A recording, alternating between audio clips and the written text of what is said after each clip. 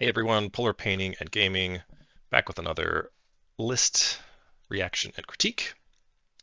Uh, no name with this one. Diving in, we have double the Polemarch, double the fun. I agree, it is good fun.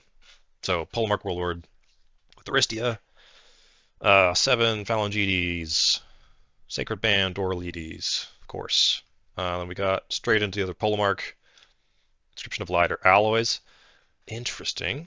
Thorakites, 4 stands, one's a Minotaur with the Lochagos. Another duplicate Thorakites regiment there. 5 stands of Sacred Band. Then we've got an Ipparchos with 2 MSUs of Companion Cav and 3 Skorpios. Interesting. Okay, let's have a look at this. So, off to a great start with the Polemarch. So we got.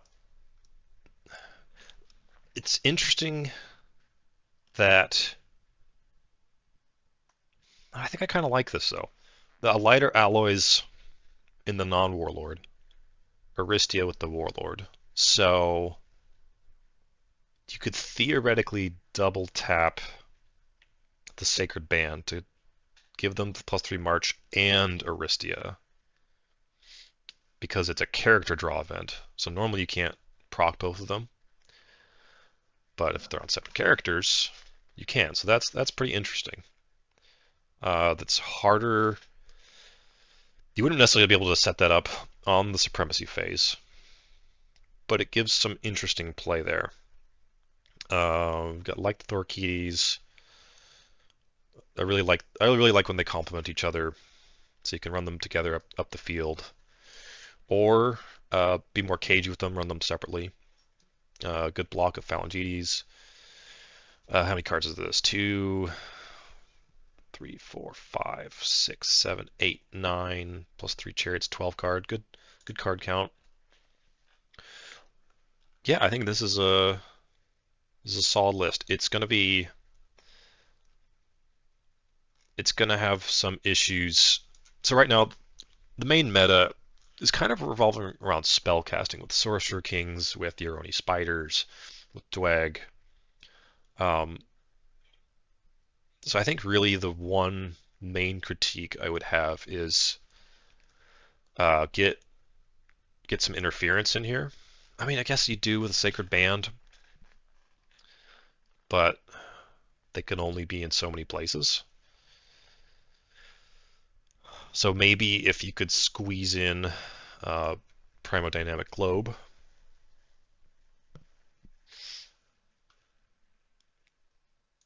You, you could like potentially drop a Lochagos to do it, but it depends on your meta. If you're not running into mage heavy meta, wouldn't sweat it.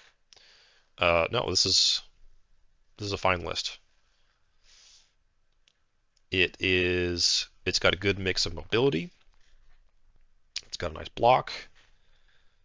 Um, it's got that little bit of healing.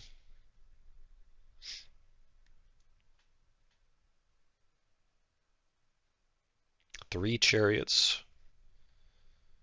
Um, I definitely prefer the Skorpios. You may consider running Flog when you have less than 4, just for better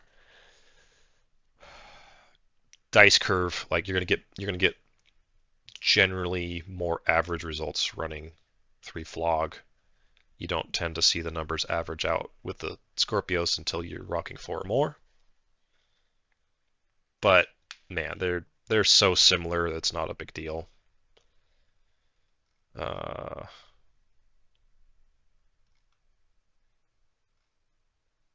yep, it's a thumbs up. I wanted to add a little bit. I had a little think after I stopped recording. Um, Something this list could tempt you to do as the pilot. It has enough speed that you could be tempted to pull into an early engagement, which I would avoid unless you've got some easy picks. that aren't supported, like your opponent's overextending. Um, or if you're doing like a pseudo declined flank. So if you have the Thorakites push up and you get them support with like a chariot or two or a chariot and some cav while your Phalangites are setting up. So long as the Phalangites have some flank support, that would be fine. I've done some Thorakiti dives that if you can pull off, you can just shut down an opponent's flank. It usually works a little bit better when you have a character in the Thorakites doing that. So that because I would run like Andromarchos with a Polemarch and just scoot around a flank, cleaning things up.